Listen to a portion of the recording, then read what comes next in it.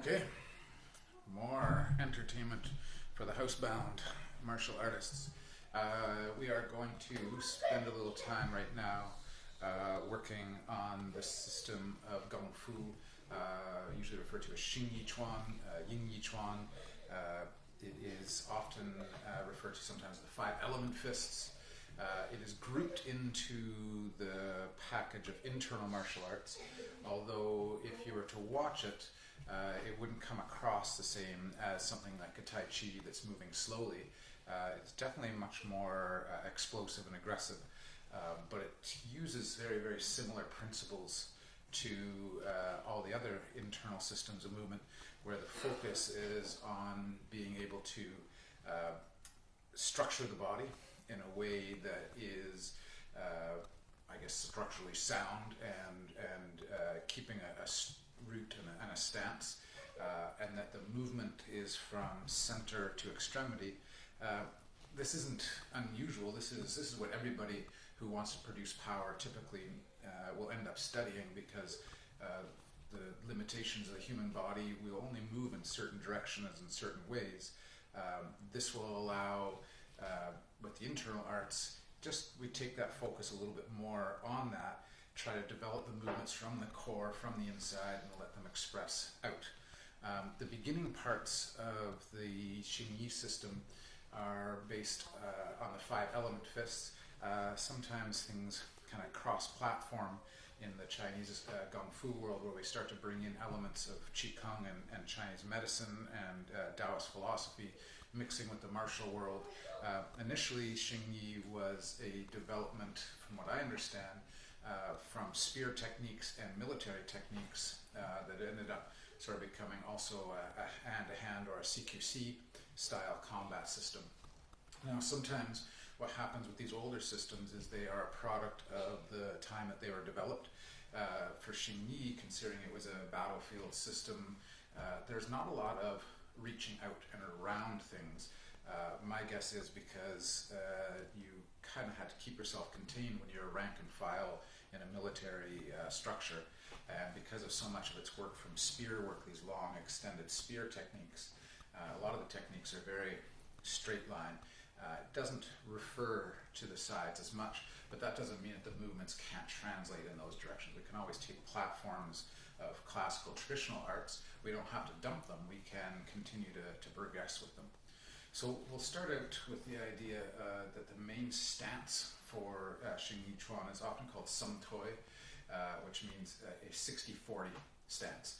So like most good fighting systems, we're talking about getting width and depth and settling the center. So we want to have 1 foot forward, 1 foot back. We want to have a sense of stability forward and back, stability side to side, and always with stability and mobility, there's a compromise. We get too stable, we get our base really out here. Yeah, we've got a stable base where our mobility goes. We get hypermobile and we're up high. We lose a little bit of that stability. We're more subject to being thrown and taken down. This one is going to work, like I say, on that Sum Toi. Typically, we've got a lead leg facing forward. We've got a back leg at about a 20-degree, 30-degree angle to behind us.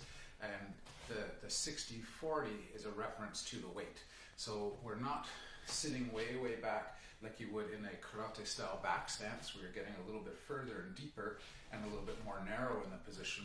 Nor are we in a forward position. We're just slightly off of that 50-50 mark. We're only talking about a setback of about 10% in the back leg. So we're sitting in that back leg. The hand system for this is a lot of open hand work. My theory on a lot of the older traditional styles using a lot of open hand striking is because the punching of the face and hard targets can lead to the destruction of hands. They didn't have the capacity to go get surgery done on their hands and be back and training again later. If you destroyed your hands, you didn't function again.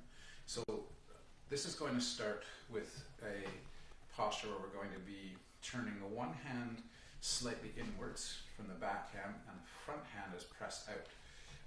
We see this in a lot of modern self-defense videos. Some people refer to it now as a fence, this idea of kind of having these hands up. Now, typical of Kung Fu work and forms work, the idea is you work on larger open framework, and that sort of slowly brings itself down to shorter, more narrower. So that same kind of big open stance of sitting in your sum toi eventually could end up coming in closer and tighter. But what you want to get is you want to get the framework that energetically the arms are open, so that if something bumps into this arm, if I was moving towards my position against my move and I step in, I'm not collapsing that arm. That arm, I'm not even reaching with it. It's connected to the body, and I'm stepping into place with it, so that we could press or push with those arms off of that front position. So, sum toi. When we're sitting in sum toi, again, like a lot of the classical Kung Fu, they'd have people spend hours and hours and hours sitting in stances to learn how to relax and release. You can do that in your own time, not on live time. So we're going to sit in this position, and we're going to start out with what's referred to as metal fist, or the fist number 1 in the 5 fists we're going to look at today. This is about projecting that palm and then projecting into an uppercut. So step back. So you're going to be in your sum toi. You're turned a little bit. You're profiling. You're not squared with your torso. You're slightly profiled with that torso. And what we want to be able to do is we want to be able to push from the back leg and drive into the front arm. That could just be that we're pressing into somebody's space and we're containing or pushing an arm. This arm is kind of giving us a reference point. It can be used for parries, it can be used for slipping from side to side. The elbow is down and low. You're not looking to extend the arm and open the body. You are dropped with that elbow and closing the body a little bit. And what you want to be able to do is propel. If you were took the jiu-jitsu class yesterday, we were talking about lead arm striking and the ability to move and strike with the lead arm simultaneously. So what we're going to do is we're going to load just a little bit across the body. So there's a slight kind of pulling with that rib cage, so that what can happen is we can push with both the foot and the ribs at the same time. Because it's not a singular arm motion, this should retract the other side because you're rotating around the core. Push, pull. Push, pull. What we want to be able to do, because we're loaded in that back leg, is lift the leg of the front and push with the rear leg at the same time we're getting that extension in the ribs. So we would push to move forward. So we're going to go push to move forward, push to move forward. Now it's turning in, this exercise turns into a double lead arm strike.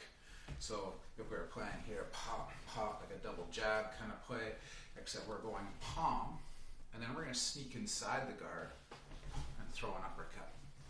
So we're going with a slightly longer range, then we take a little bit more space, and we're going to come in with the fist. Now you'll notice that every time I move in my legs, I'm constantly catching up with the other foot. So we've got that sum toi, and what we want to be able to do is we want to be able to step with it. Push, catch up with the other foot. Push, catch up with the other foot. Try that a little bit. We're going to walk in, you've got enough space at home, so you're going to go push, catch up. Push, catch up. Now what we want to do is we want to double that up. We want to go push, push again. Push, push again. And we can try it on the other side too. So we go push, push again. Now you'll notice if I take this as a profile that I'm bringing the whole body as a unit. So I'm not leaning into push. I'm not letting the hips accelerate away from me. I want the whole body to move as a unit. So I'm going push, catch up, push. And I'm landing always in the sum toi. So I'm hitting and I'm settling because this is loading the spring of that back leg. So there's a real focus on having that 60% back weight so you can push out of the back leg, push out of the back leg. So if we combine that up with the lead arm, we're going to go push with the palm, come in with the uppercut. So if we're here, we've got gar, we've got somebody hands up. We can be going through the center to hit, and then we're going to slip inside for strikes. Now the forearm is supposed to be full, so no matter where it might touch against something, it's got the ability to push against it. If I have the other arm forward, I can be pushing on the pinky side of the arm and moving. So it's got both a forward drive, but it's also capable of sliding. This is called filing. It's like taking a rasp and rasping on something. You're going to use your forearm to rasp against somebody else's arm, push it out of the way while simultaneously striking, and then we have this ability to strike again. So 1, 2, and the other arm is ready so that it could go 1, 2 as well. So follow back, hit, turn, fall. Now that pulling back, or that drawing back, also gives me the idea that I might be able to grab with that other arm and pull. So I pull, punch, driving again. So this slipping, this filing, works its way through the middle. Now we're doing that just on one side, but the basic looks like this. So if we're starting out with our ready position, we would go from our palm to the punch. But now we're going to do a stance change. We're going to change that foot, and we're going to go palm and punch again. Now, traditionally you would just go up, down the floor, working this over and over. You're moving forward, so we've got framework in the elbow, we've got framework in the arm, and then we're driving the uppercut. We're going to slide underneath, so this arm is going to come up on top of the other one. This is working on the idea of closing and opening through the body, through the gate of the chest. So we close, we bring everything in. Now the weight is transferred, and we're going to push out of that back leg and drive into the palm, and then we're going to come through and throw an uppercut. Now those uppercuts could be closer, right? We could be thinking about driving straight up underneath. We might hit here and pop in another direction. So 1, 2, 1, 2 is the idea of this metal fist. 1, 2, 1, 2. It's also a way of moving and catching distance. So if I back myself up and I'm shuffling, but then I change lead, I take space, step in, and shuffle again. So it gives me this way of kind of pressing on a forward line with very quick stance exchanges. I can work zigzags while we're doing that as well, but we're getting that idea of push, settle, or change, push, settle. The lead leg is kind of thrusting much like the hand. Now we don't show it too much when we're just walking the floor, but the idea is that as we push out of this back leg, so we're here and we're pushing, we're doing a bit of a thrust kick. Pop. We're shoving into a target as we push back, so we're pushing. We can get both the hand and the fist or the palm working at the same time, So just bringing people's attention away from the upper body and down into the legs by just kind of catching and shutting down that knee area with the ball of the foot, but we're pushing and hitting. So it's not about get in, throw a kick, it's about kicking on the way in and following that up with the hands. So from ready position, we go uppercut. We're going to make a slight shift in the foot and an extension in the foot to take some space. We're going to spiral this hand in. So we've got the two hands kind of one on top of the other. And then we're going to go palm strike. But anywhere is the strike. And then we're going to go uppercut.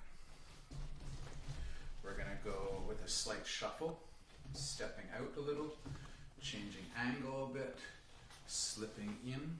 There's that one on top of the other, and we go step in palm, shuffle and come through at the fist. Try that a couple times. So you're going to go palm, fist, step through, palm, fist. Now, like I was saying, it doesn't matter because the striking area is not specific to the palm or the fist. It's specific to the body being something that strikes, the whole framework. This can work well inside of situations where you're almost using this front arm like a clinch. So you're kind of hooking in behind a little bit, and that same idea of clinching where you're using the forearm to push against as you're pulling in your clinch. This forearm has a lot of driving potential. So if I was missing with the palm, maybe I want to hit with the palm strike, but things changed and the person came in closer. I'm now hitting with this entire side of the arm. So I'm pulling that arm into place, twisting the torso, shoving the leg, and driving. So this is a study in a lot of ways of taking rear leg to create power in front arm, right? I'm sitting, I've got the rear leg loaded. So I can push with the rear leg, and the rear leg is going to push down and away from me. At the same time, I want to simultaneously extend through the front arm in order to shove. So I'm pushing those two pieces away. Now you notice that this arm doesn't die. I'm not leaving this one empty. It's staying in relationship to the rib and shoulder of the torso as well, so that this creates a pulling or a driving kind of action. Sometimes what they call this is rending, the idea like trying to tear or rip something apart. So you're kind of pulling with the one side and driving with the other. So the two pieces tearing apart. So we've got that rending sense, boom, and rending to drive again. So there's that feeling of pulling and driving. This doesn't have to be high, right? We could be throwing from a palm strike up high to a quick shot to the center.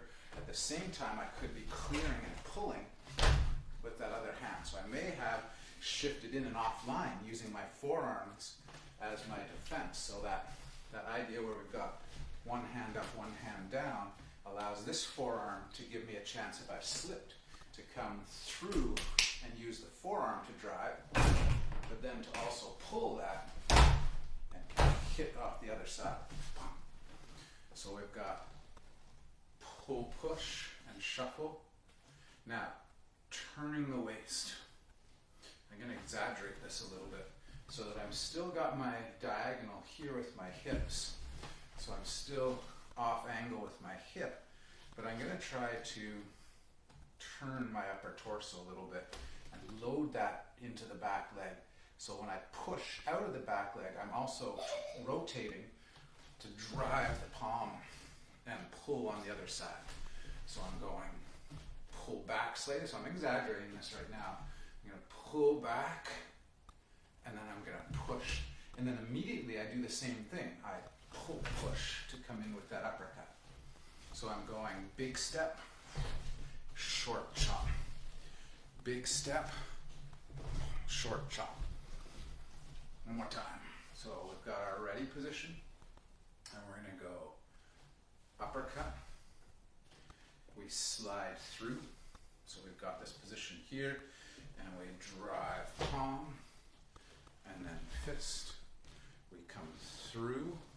We're weight transferring, and we're pushing through. That foot can be striking at the same time, or stepping to trap a toe, and shoving at the same time. And then when we're inside, we're driving, we're drilling, we're pulling, we're chopping inside.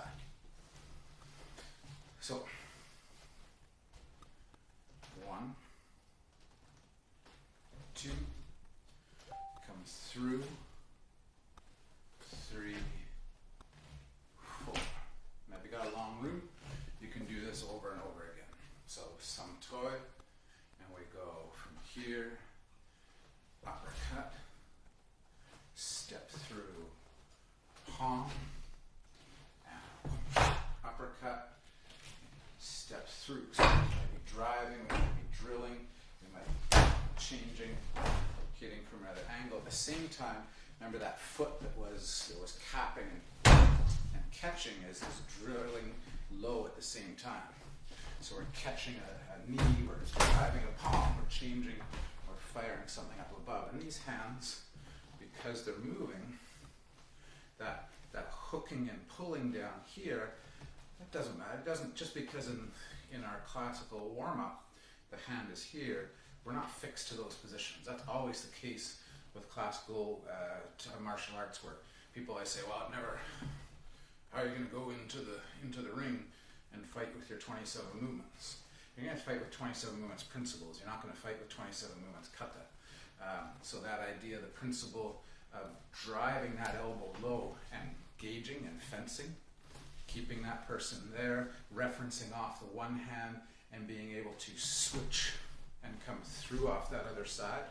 So whether we step through and make it a lead, or whether we still use that principle just for pounding with a palm or throwing a punch, or now I've learned how to throw these quick little uppercuts inside the play. We can start to play with this. If I had more arms to work with, we could talk about how these pull presses and these side rolls is kind of coming up the middle and through, where we see the hands come together and you come up and press out. There's again some of those filing ideas that I might be parrying on one side here, and I might be driving or filing through on the other side and coming in. And then things are changing, right? Maybe things have changed here. Now I'm throwing a quick little short and uppercut kind of motions. And so I've got this full-armed position that allows me to use my whole base to move into that space. I might be shoving, I might be pulling, I might have hold of an arm and pulling it at the same time, so that pull back is just as important as the pushing out, because I'm pulling and thrusting with that. So one more time, we'll have a look through this. So we've got our ready position, and we're going to go punch, come through palm, punch, come through palm, punch. Now there's traditional turnarounds and openings, so I'll show you what the opening tends to look like. And the opening is a bit of a qigong.